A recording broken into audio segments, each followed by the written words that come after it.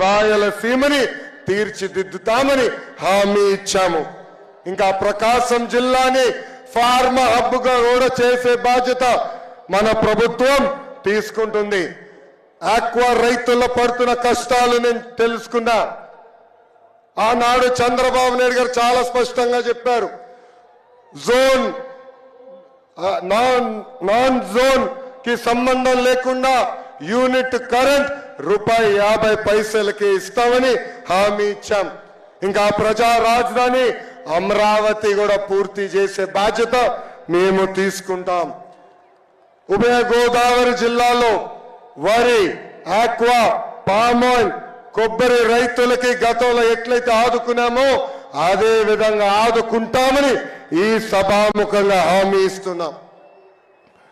ఇంకా 3 ముక్కల ఆట తప్ప ఉత్తరాంధ్ర అభివృద్ధి కోసం ఒక్క ఇటుక కూడా ఈ జగన్ వేయలేదు. విశాఖ ఉక్కు ఆంధ్రుల హక్కు.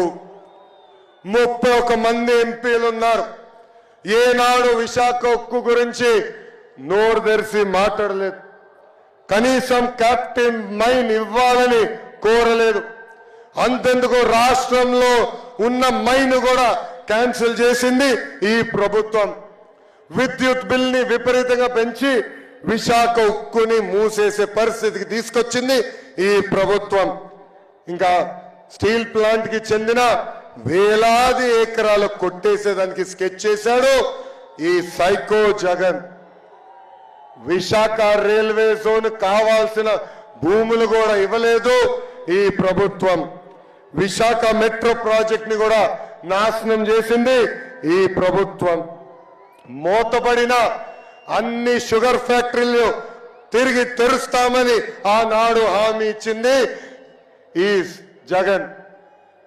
కానీ ఇప్పుడు ఏకంగా తెరుస్తాం కాదు కదా, అక్కడున్న మెషినరీ భూములు కూడా అమ్మేసే పరిస్థితికి ఈ ప్రభుత్వం వచ్చింది. 8 లక్షల ఎకరాలకి సాగునీరు అందించే సుజల స్రవంతి కార్యక్రమాన్ని, ఇరిగేషన్ ప్రాజెక్ట్ ని గాలికి వదిలేసింది ఈ ప్రభుత్వం. నేను ఐటీ శాఖ మంత్రిగా ఉన్నప్పుడు 15 రోజులకు ఒక్కసారి విశాఖపట్నానికి వచ్చేవాడు. అనేక ఐటీ పరిశ్రమలు తీసుకొచ్చాం. కానీ కోడిగుడ్డు మంత్రి వచ్చిన తర్వాత ఉన్న పరిశ్రమలన్నీ పక్క రాష్ట్రానికి తరలిపోయే పరిస్థితి. చంద్రబాబు నాయుడు గారి హయాంలో ఆర్థిక రాజధానిగా ఉన్న విశాఖపట్నాన్ని ఇప్పుడు ఏకంగా క్రైమ్ క్యాపిటల్ గా ఈ ప్రభుత్వం మార్చేసింది. దస్బౌల్లా భూములు, సిఎంబిసి భూములు, హైగ్రీవా భూములు, ఎక్స్ సర్వీస్ మెన్ భూములు అన్ని కబ్జా చేసింది. లూలుని తరిమేసి ఆ భూములు కూడా కబ్జా చేసింది ఈ ప్రభుత్వం. బాధితులందరికీ చెప్తున్నా, 3 నెలలు ఓపిక పట్టండి. తెలుగుదేశం జనసేన ప్రభుత్వం వస్తుంది. తిరిగి మీ భూములు మీకు అందించే బాధ్యత మేము తీసుకుంటాం. 1000 కోట్ల టీడీఆర్ బాండ్ల కుంభకోణం జరిగింది. ఋషికొండకి గుండు కొట్టి 500 కోట్ల రూపాయలు ఖర్చు పెట్టి ఈ పేద ముఖ్యమంత్రి ఒక ప్యాలెసే కట్టుకున్నాడు. జగన్ కేసుల్లో అక్యూజ్డ్ విజయసాయి రెడ్డి ఒక పక్కన విశాఖపట్నాన్ని నాశనం చేస్తే, ఇంకొక పక్కన వైవి సుబ్బారెడ్డి కొడుకు విక్రాంత్ రెడ్డి మాన్యంలో లాట్రైట్ బాక్సైట్ అక్రమంగా దోచేసుకుంటున్నారు.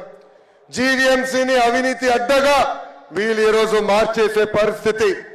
ఒక్క రోడ్, ఒక్క డ్రైన్ కూడా ఈరోజు విశాఖపట్నంలో వేసే పరిస్థితిలో ఈ ప్రభుత్వం లేదు. బొబ్బెలి గ్రోత్ సెంటర్ ని చంపేశారు. 41 ఫెర్రో ఎలాయిస్ కంపెనీలు మూసేసే పరిస్థితికి వచ్చినాయి. గాడి తప్పిన ఉత్తరాంధ్రాన్ని సరైన దారిలో పెట్టే బాధ్యత వ్యక్తిగతంగా నేను తీసుకుంటానని ఈ సభాముఖంగా ఉత్తరాంధ్ర ప్రజలకి నేను హామీ ఇస్తున్నా. విశాఖపట్నం భారతదేశంలోనే జీడిపిలో 9వ స్థానంలో ఉంది. మన ప్రభుత్వం వస్తుంది 5 సంవత్సరాల్లో 5వ స్థానాన్ని